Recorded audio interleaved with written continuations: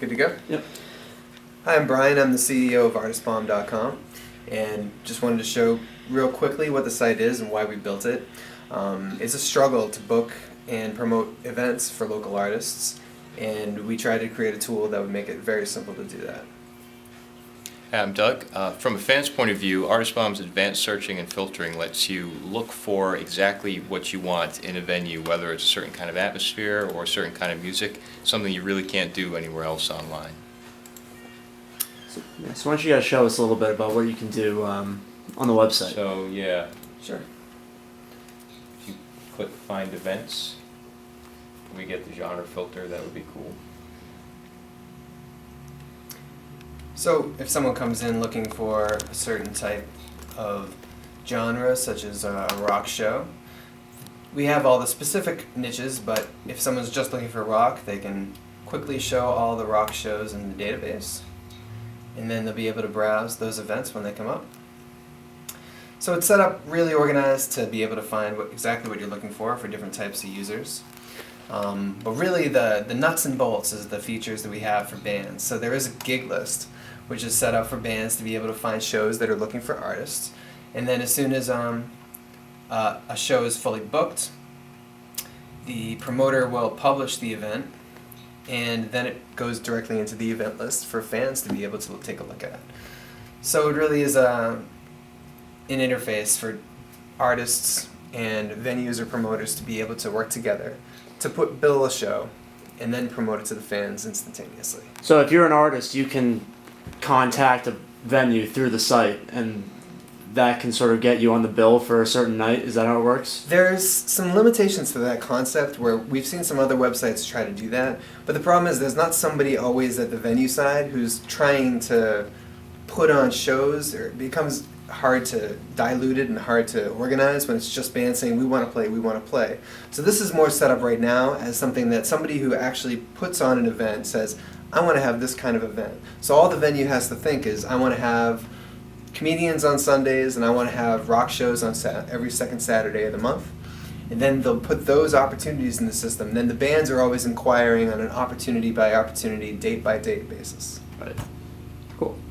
And how does that work from the venue side too, or the promoter side too? Because I know you were going to talk about that a little bit too. Yep. Well, from the promoter side of view, what you do is you post an event where you're looking for events. Now right here you can see 2 events where I'm looking for bands for a couple pre-parties.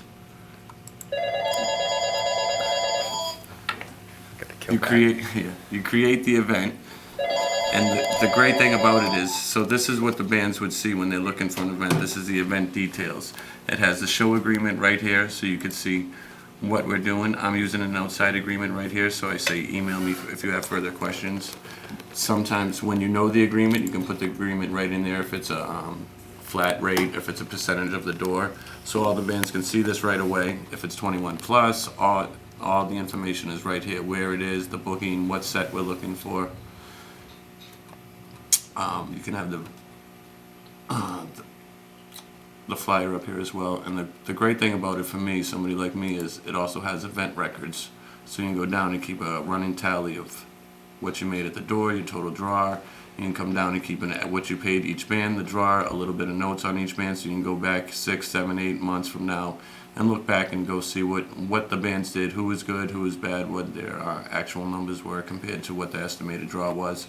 It also has a Gini calculator, which will help predict how many people will come to that event.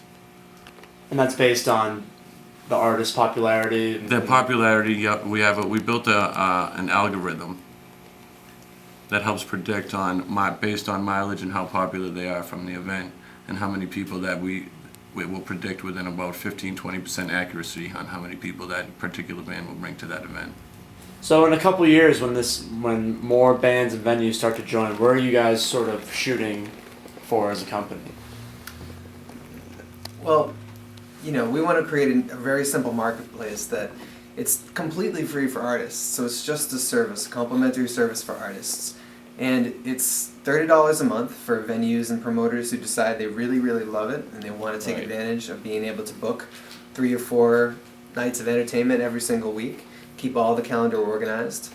but we're giving everyone a free trial, making sure that people get what they want out of it. But really, we want to keep tweaking it and making sure that those venues and promoters are finding that it's a really useful tool, and we'll make sure it does what they think it should do.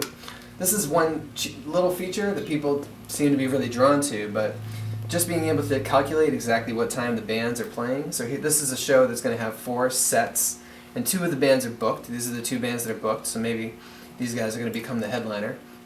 But just being able to say the show starts this time, the bands are playing for this long, and the changeover between bands is this long, you're able to quickly generate these numbers, which is what time the bands play, which prior to this technology was always done on a napkin 10 minutes before the first band. It's the little things, and we tried to make a lot of features that would really help the people who are promoters. Especially at the small starting end of the music spectrum for garage bands, folks who are just starting out, and small stage clubs, 200 capacity or less. That area has been kind of neglected. Right. And you've had a lot of experience with this, Brian, just from your previous work, is that right? I was the booking agent for a venue called Gemstones, which was the 2nd floor of the Blue Shamrock.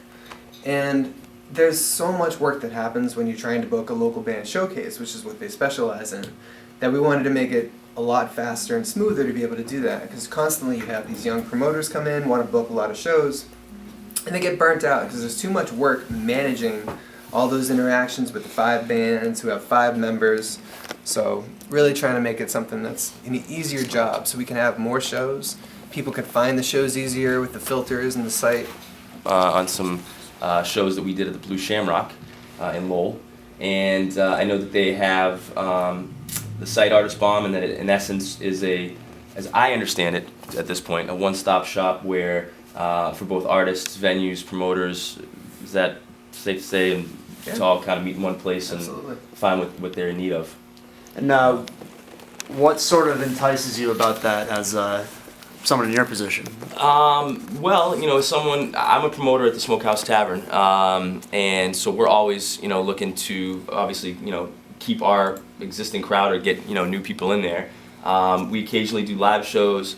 We mostly book DJs, but it's good to be able to have a site where you can go to kind of find some up and coming bands and artists that you may be able to book.